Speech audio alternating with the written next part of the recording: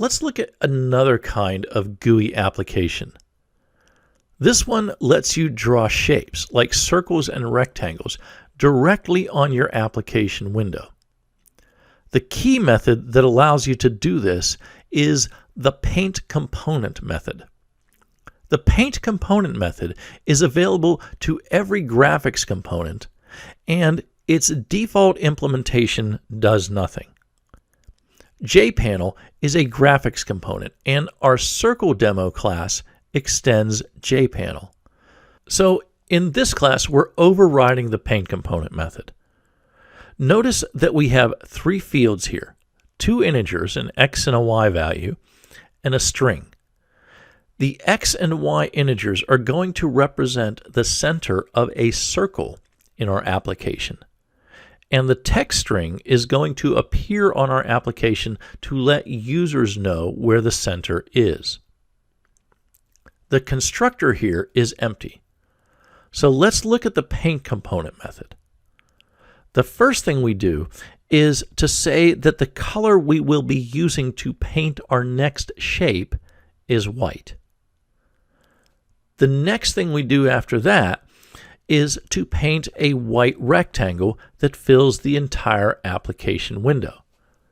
Remember, the XY coordinates for rectangles and ovals always represents the top left corner of the shape.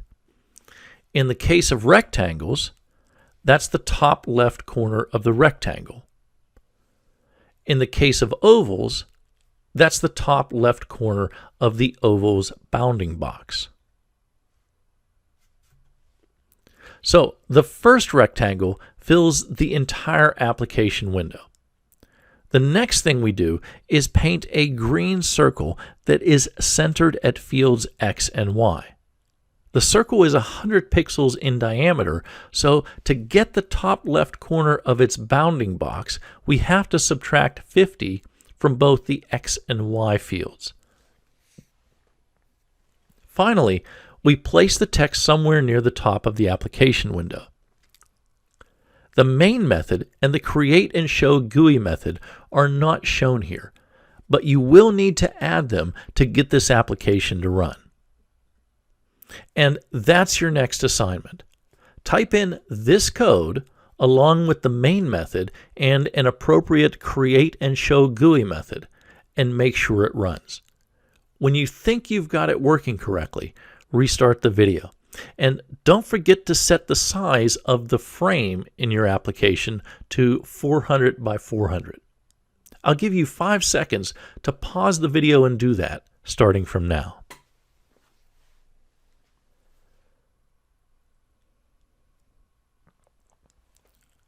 Okay, did you get it working?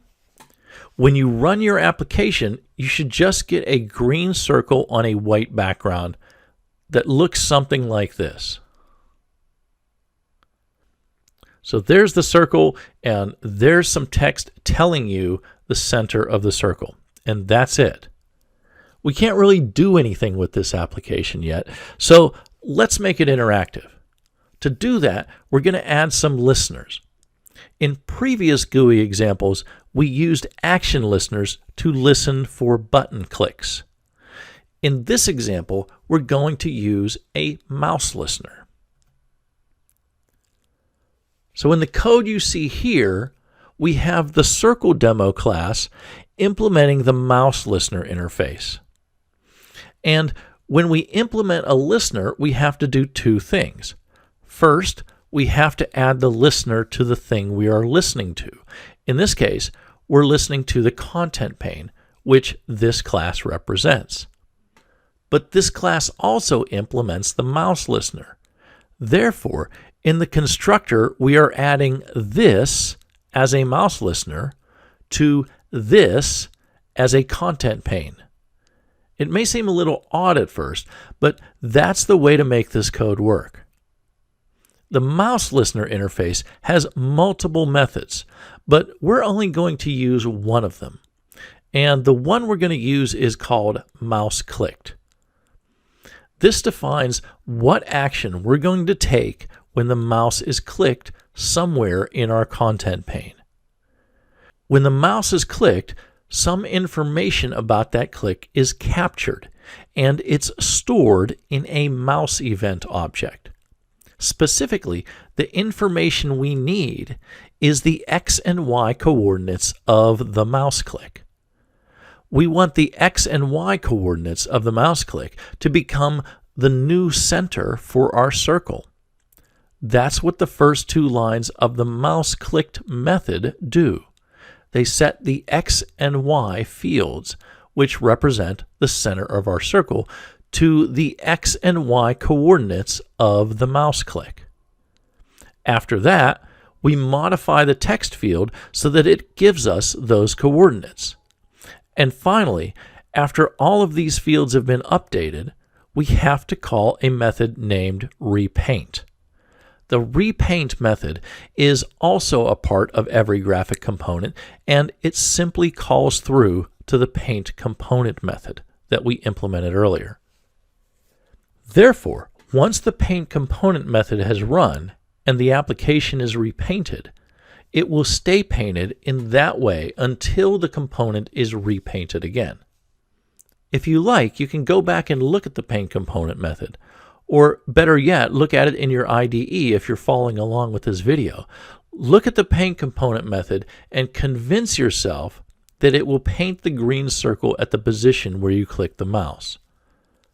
Once you're convinced of that, put this code into your application and run it to make sure it works.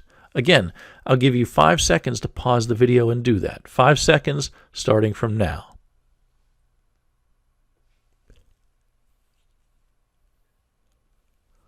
Okay, did you run your code?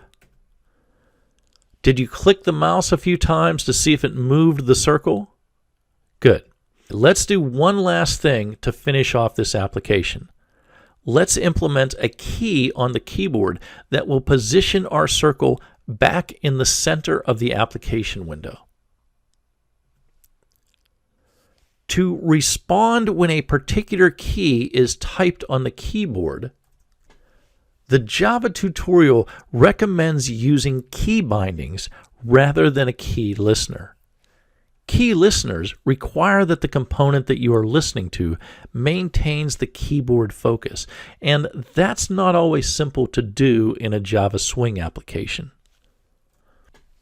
In this application, we want to bind the space key to an action that recenters the green circle. We do that by generating two separate mappings in the constructor. The first mapping goes into the input map. We map the space keystroke to a custom identifier that we create for it.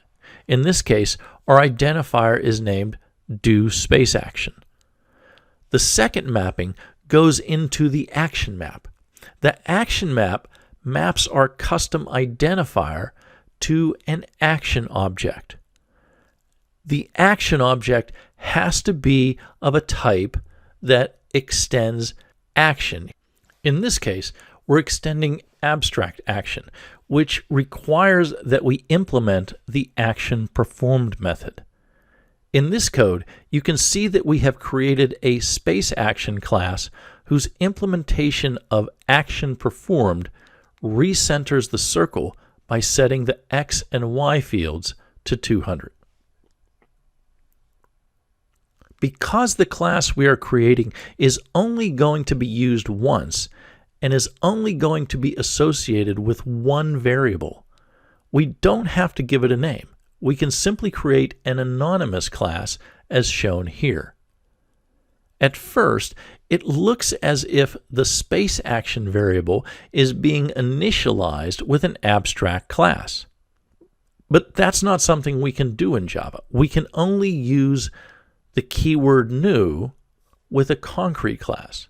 Well, it turns out that the class on the right-hand side of the assignment statement is a concrete class. It just happens to be a concrete class without a name, which is why it's called an anonymous class. The curly braces after the abstract action name indicate that we're implementing all of the abstract methods in that class.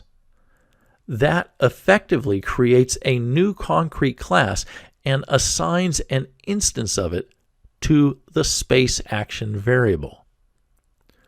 Go ahead and add the additional code in this slide to your CircleDemo class and run the result to make sure it works. The circle should return to the center of the frame when you hit the spacebar. I'll give you 5 seconds to pause the video and do that starting now.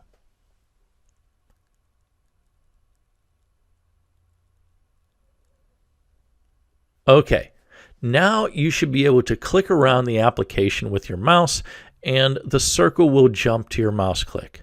Then when you hit the space key, the circle will recenter itself. And that's it for this brief discussion of Java GUI applications. I hope it gave you some idea of how these applications are constructed and how programmers listen for and respond to events. That's all for now. I'll see you in the next video.